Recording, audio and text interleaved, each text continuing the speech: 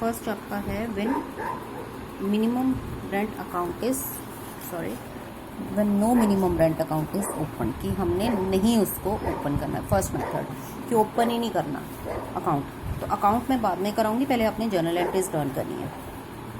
तो फर्स्ट मान लो फर्स्ट ईयर आपके क्वेश्चन, वो आपका डिपेंड करेगा आपके क्वेश्चन किस तरह का है।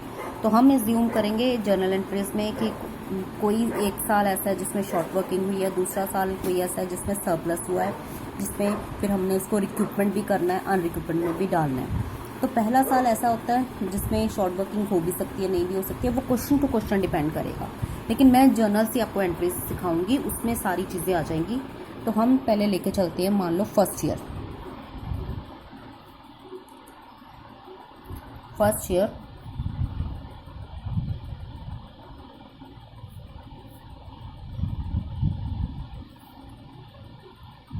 Number 1, when royalty is less than minimum rent।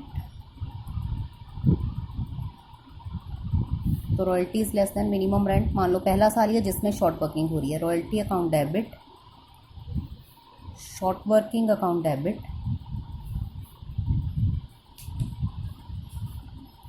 To landlord. तो लैंडलॉर्ड का अगर क्वेश्चन में नाम दिया होगा तो हमने उसका नाम लिख देना है। ये फर्स्ट ईयर की first entry.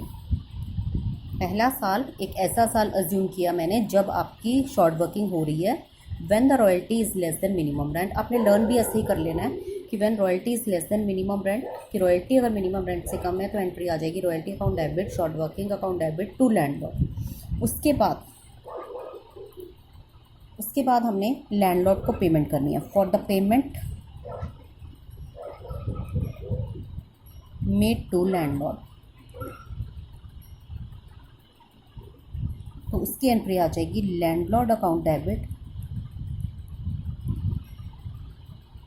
To bank account. Clear?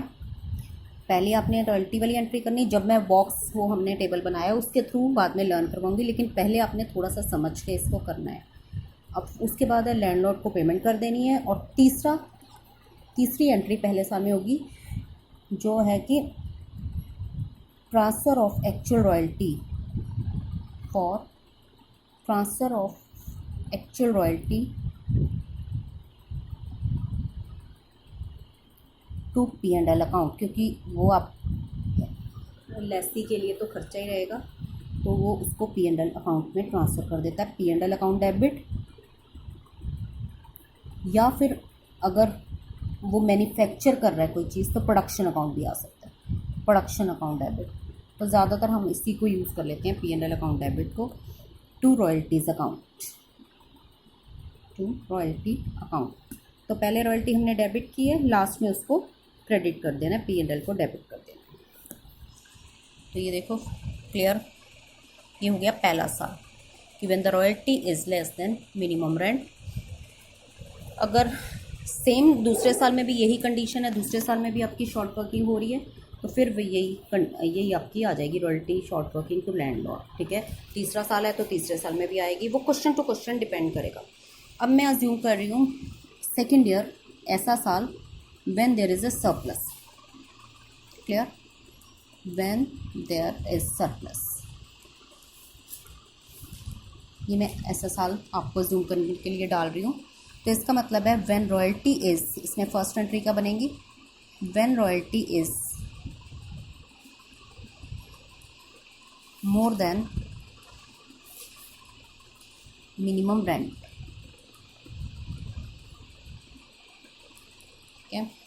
Royalty minimum rent से ज़्यादा है तो एंट्री क्या हो जाएगी, रॉयल्टी अकाउंट डेबिट, तो शॉर्ट वर्किंग तो होएगी नहीं, ठीक है, टू लैंडलॉर्ड। शॉर्ट वर्किंग को ख़त्म कर देना है, मतलब वो एग्जॉस्ट हो चुकी है, इसमें है ही नहीं। सरप्लस जो है उसकी जर्नल एंट्री नहीं होती, वैसे भी सरप्लस को हम सिर्फ यूज़ करते हैं टेबल में शॉर्ट वर्किंग को रिकवर करने के लिए, अदरवाइज एक्स्ट्रा सरप्लस को भी वैसे कहीं पे भी नहीं दिखाते। तो यहाँ पे भी कभी भी शॉर्ट मतलब सरप्लस को कहीं पे भी जर्नल एंट्री उसकी नहीं करनी। मतलब यहाँ आप ये मत करने बैठ जाना कि यहाँ पे टू सरप्लस, यहाँ पे सिंपल आएगा रॉयल्टी टू लैंडलॉर्ड। क्या उसके बाद अगेन उस रॉयल्टी अगर हमने रिक्यूपमेंट करनी है, for रिक्यूपमेंट of royalty of short working, मान लो उसी साल सरप्लस आया तो सरप्लस में से इसको रिक्यूप कर सकते हैं।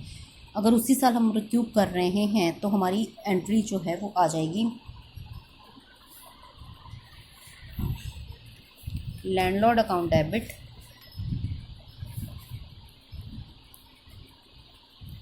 To short working.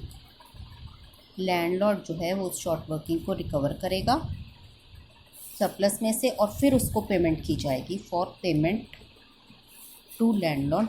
मतलब बाकी फिर उसके बाद ये दो एंट्रीज तो होनी ही होनी है।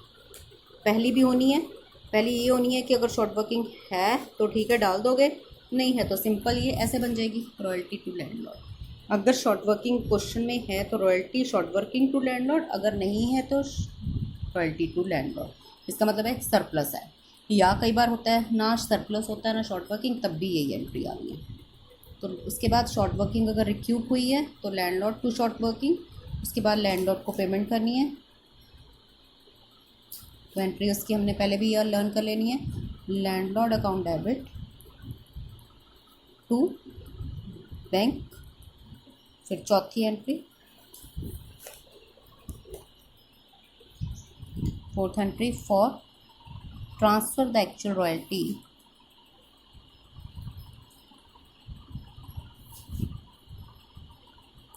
To P&L account. तो P&L अकाउंट डेबिट या production account, whatever the question demands, to royalty. Clear?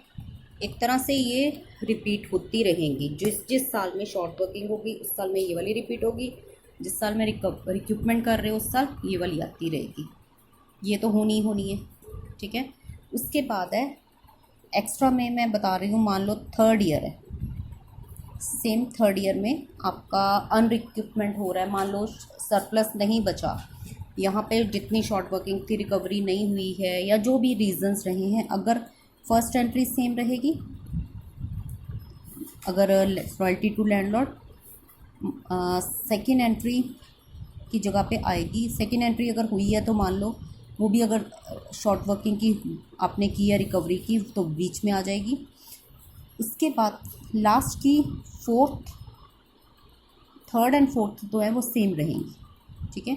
एक एक्स्ट्रा एंट्री मैं अज्यूम कर रही हूँ कि फॉर अनरिक्यूपमेंट, जिस साल अनरिक्यूपमेंट हुई है उस साल क्या एंट्री करोगे, तो उस साल एंट्री आपकी जो है वो बन जाएगी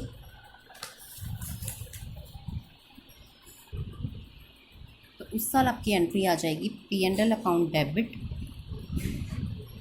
for recoupment of short working, P&L to short working. अगर किसी साल शॉर्ट वर्किंग हुई है तो मतलब ये पहला साल मैंने अज्यूम किया, सेकेंड ईयर मैंने अज्यूम कर लिया सरप्लस का।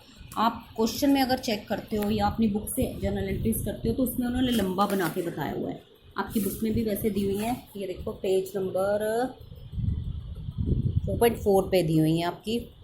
तो उन्होंने मिक्स सा करके दिया हुआ है, जिसमें फर्स्ट ईयर में उन्होंने ये अज्यूम किया कि रॉयल्टी है ही नहीं, सेकेंड उन्होंने कहा कि शॉर्ट वर्किंग वाला साल है, थर्ड उन्होंने फिर कुछ और से हिसाब, फिर मैंने इसको थोड़ा सा ईजी बनाने की कोशिश की है कि पहला साल मैंने वही अज्यूम कर लिया कि मान लो आपकी रॉयल्टी शॉर्ट वर्किंग हुई है और दूसरा साल है जिसमें सरप्लस हुआ है और तीसरा साल ऐसा है जिसमें सरप्लस वगैरह हुआ तो है लेकिन इतना नहीं था, तो अनरिक्यूपमेंट के लिए पैसा बचा। तो वो आप सेम कर सकते हो, ये वाली सारी एंट्रीज जो है सेम उतार के लास्ट में ये शॉर्ट वर्किंग की कर सकते हो। और एग्ज़ाम के लिए भी आप 3 साल तक सफिशेंट है, मोर देन सफिशेंट है। क्लियर? पहले आपने सिर्फ इतनी लर्न करनी है। अब मैंने तो शॉर्ट में ये नहीं बनाई, आपने ये जब कॉपी पे बनाना है तो ये सेम लेके चलनी है, एक प्रॉपर क्वेश्चन बन जाएगा आपका। तो पहले इतनी लर्न करो, तो उसके बाद मैं आपको इसका पेज भी मैं सेंड कर देती हूँ आपको, और उसके बाद आपने इसको कॉपी पे अच्छा सा करना है, फिर मैं इसके सम्स आपको भेजती हूँ।